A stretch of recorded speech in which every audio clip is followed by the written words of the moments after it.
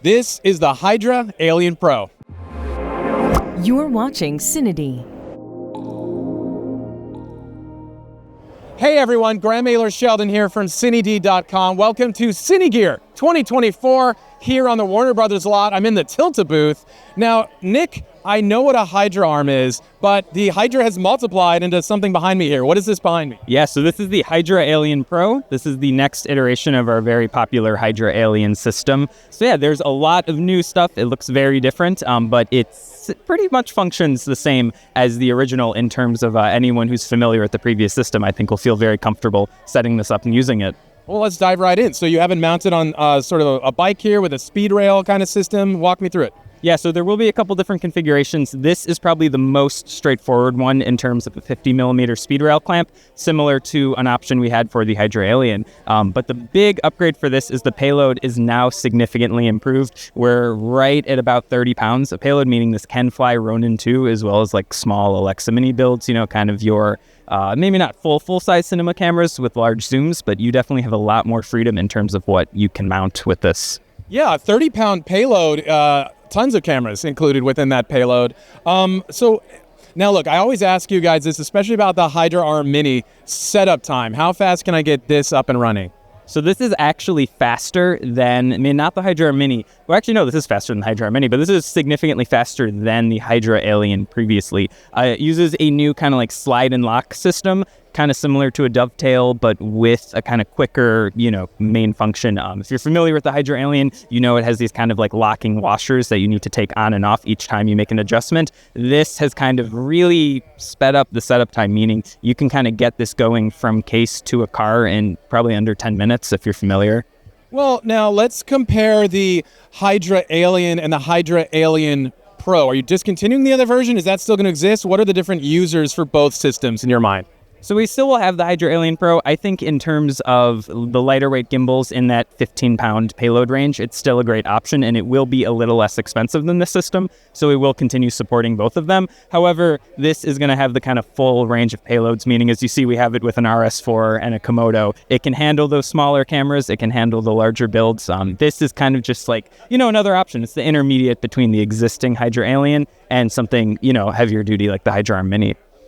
Now, the Hydra Alien version 1, can you compare the price points between that and then this system behind me here? Yeah, so the original Hydra Alien started around $1,300. We had an updated kit with some more wireless control options that I think was around $1,800. This is going to start at a very similar price point where the previous system maxed out. So the least expensive kit they're saying is going to be around $2,000, with maybe the full advanced kit being closer to $3,000. And there is a bit more tech in the arm, as you can see, that I think is a big reason why the price, not just for the payload. One of the more unique features that I think you would notice just by checking this out is the motorized dampening head. So it's using tech very similar to a gimbal to kind of electronically stabilize the head in addition to the gimbal, really kind of helping get as much as you can out of especially the smaller gimbals. And that plays well with most gimbals on the market. They're not fighting each other, the two different systems, you know what I mean? Yeah, absolutely. I mean, it's going to behave exactly like how a really fine-tuned dampening head would. You're just going to have the added benefit of if there's a sudden bump or something that you're not expecting, the system will be able to prevent itself from locking out or even adjust the dampening as road conditions change. You should be able to connect it through an app or some kind of similar controller, meaning that if you're on smooth road and then all of a sudden go off-road, you need to crank up that dampening. You're not getting out of the vehicle and adjusting it, you're doing it electronically. So there's a lot of fun possibilities, I think, with a system like that. And again, designed to play well with the gimbals and kind of help support their stabilization. Very cool. Shipping and availability. That's a great question. We should have more information on that in the coming weeks. I would imagine this is something that we're not going to have until later this summer. However, the exact date we should be announcing within the next few weeks. There you have it. Hydra Alien Pro, shipping soon. If you're watching this, 2024 summer. What's next for you guys on the naming front? You got a Hydra Alien. I mean, what other mythic beasts are you headed towards? Do you have a running list in the office? I mean, there is an informal list. I can't speak exactly what will be next, but yeah, I think it's been a fun, series that we've had. So I think Hydra, at least for car mounting stuff, is here to stay. Sounds pretty cool, if you ask me, but yeah. Okay, let us know in the comments what other names for Tilta products you can come up with that are semi-terrifying, also cool, and also very affordable. Nick, thank you so much. Enjoy the rest of your Cine Gear. You as well.